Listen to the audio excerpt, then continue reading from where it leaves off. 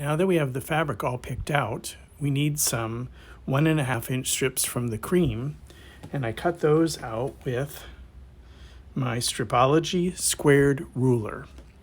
And this ruler has little slots in it that you literally can fit your rotary cutter in the slot and just run along the line like that.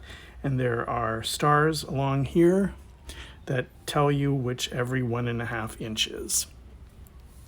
Then once we have the pieces cut this way, then we need to subcut them into the appropriate subsections. And I'm going to be cutting these into 8.5-inch segments. And so you can lay multiples of these out at a time, get them lined up so that they're fairly straight. And then for cutting the subsections, I'm going to use the Creative Grids Circle and Trim ruler. And it's exactly 3.5 inches, which is a measurement that's needed a lot in this particular quilt. Then I'm going to count over 8.5. 1, 2, 3, 4, 5, 6, 7, 8.5.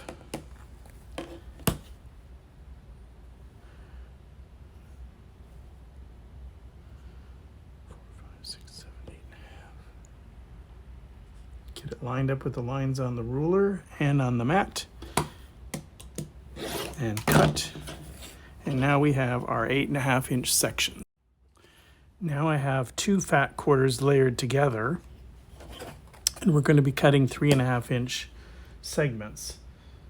So we get the ruler lined up with the lines on the mat, and away we cut. Now we need to cut these larger strips into segments, and they're going to be 6.5. 2, 3, 4, 5, 6.5.